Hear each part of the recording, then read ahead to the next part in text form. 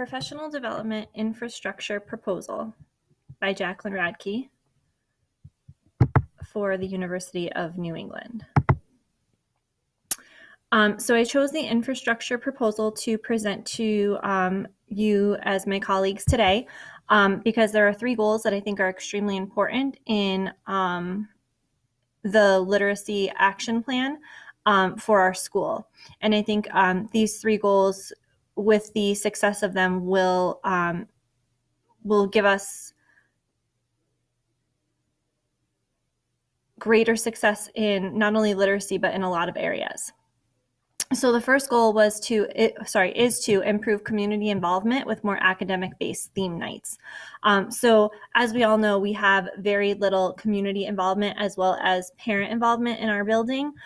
So I think maybe creating some more academic theme nights and involving other community members and local businesses may help to bridge that gap between school and community, as well as bring in some more of our families. So according to an article by Stefanski, Valley, and Jacobson, they state that school community partnerships have long been viewed as a promising way to help struggling students, families, and neighborhoods.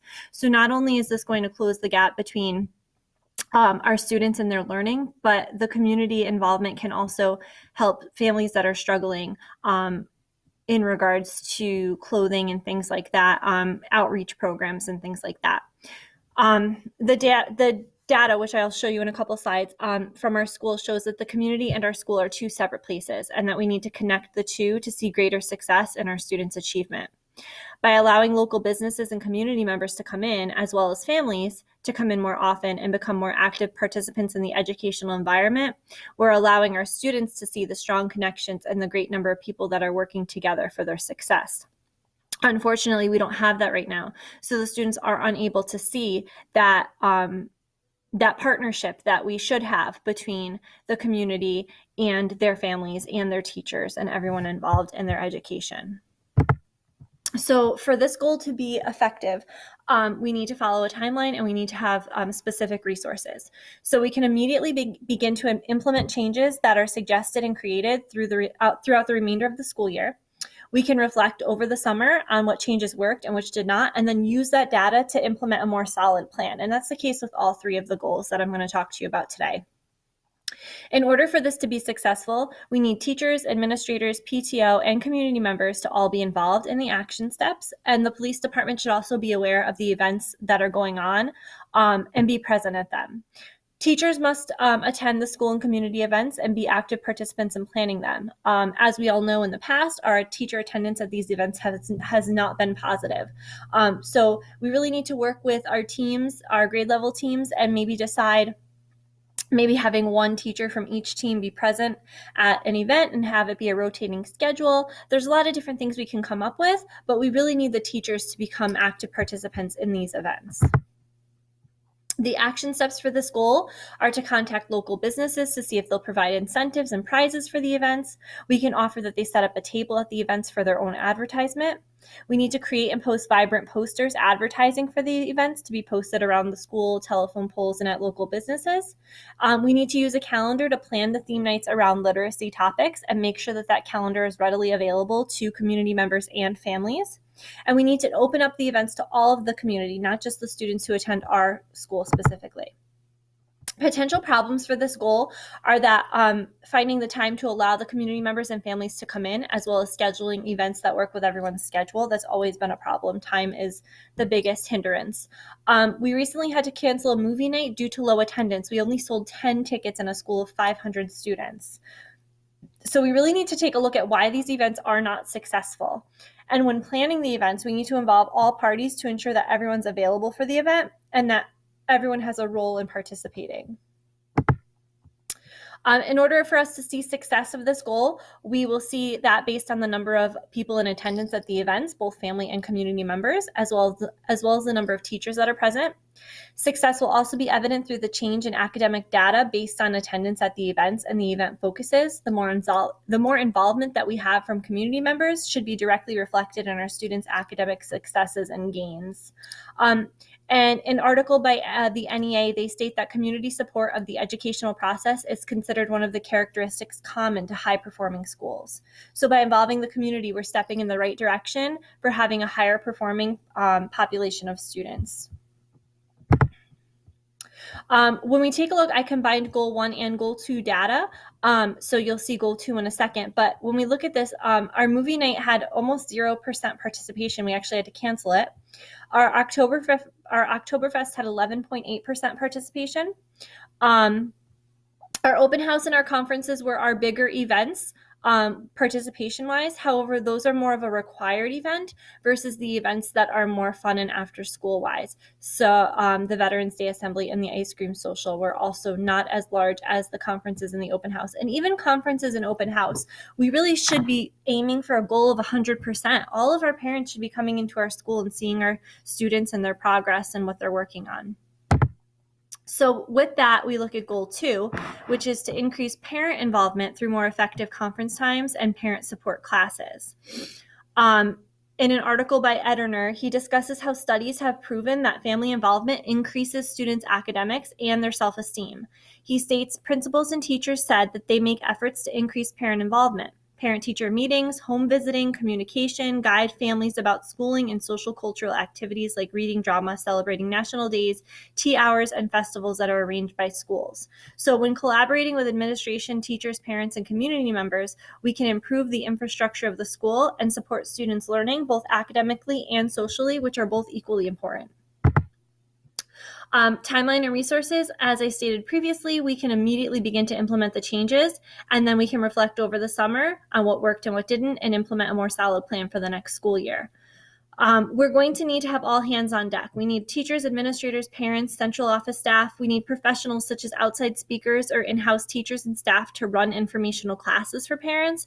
And we also need to utilize AL to help us create and implement a parent survey that can be taken online and the results can be tabulated immediately. The action steps for Goal 2 are to create and then provide parents with a survey, allowing them to express their concerns and include their schedule availability for conferences. This survey will be electronic so that the results can be calculated easily.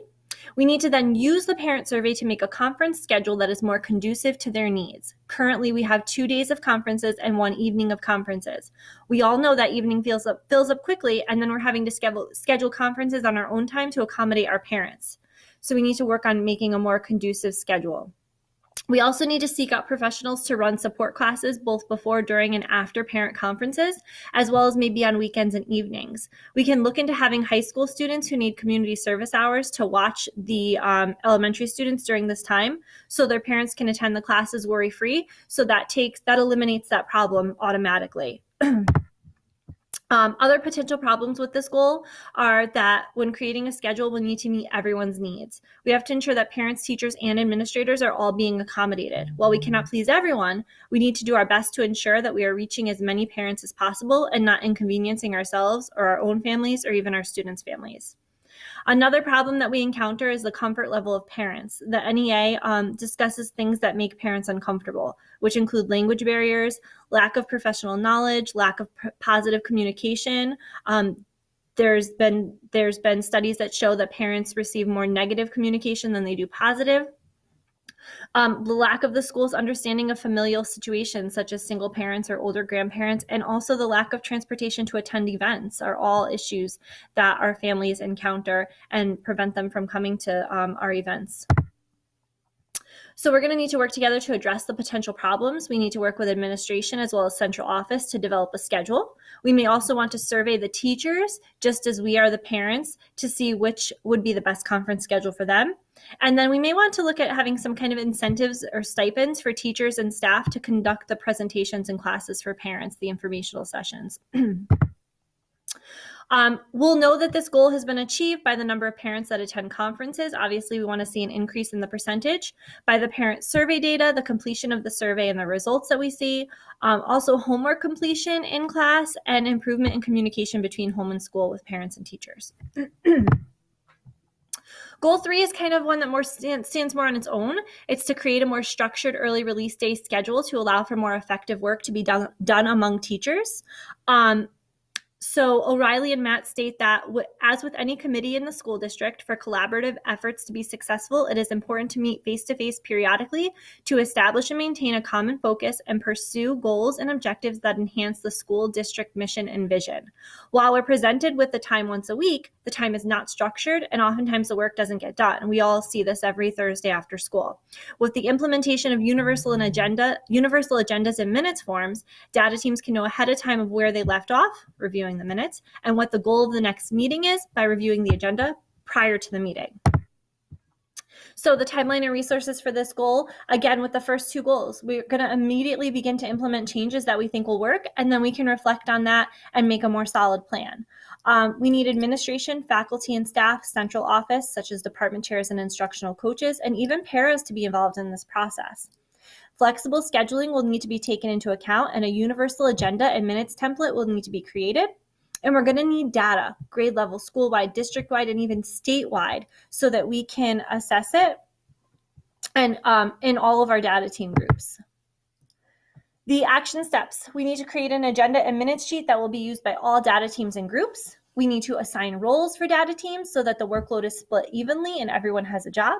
We need to create norms to be followed by during the PLC and provide feedback to colleagues. We need to use rubrics to assess teachers' performance at the data teams and identify strengths and weaknesses, both individually and as a team, when we talk about grade level and school-wide committees. And we need to create a questionnaire to be completed at the end of each PLC and reviewed by administration to address potential problems and celebrate successes among the teachers. Potential problems. Time is always the issue. However, with well planning, time can be used wisely and a lot can be tackled during these meetings. Another potential problem is that many teachers hesitate evaluating themselves and their peers. However, in order for these meetings to be more effective, evaluation must take place.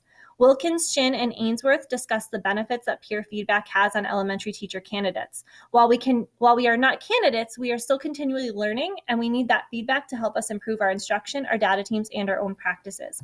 Allowing teachers time to review data and make informed decisions about curriculum, lesson presentation, lesson effectiveness, and student growth, both grade level and school-wide, takes pressure off of the individual teacher and allows for more effective collaboration.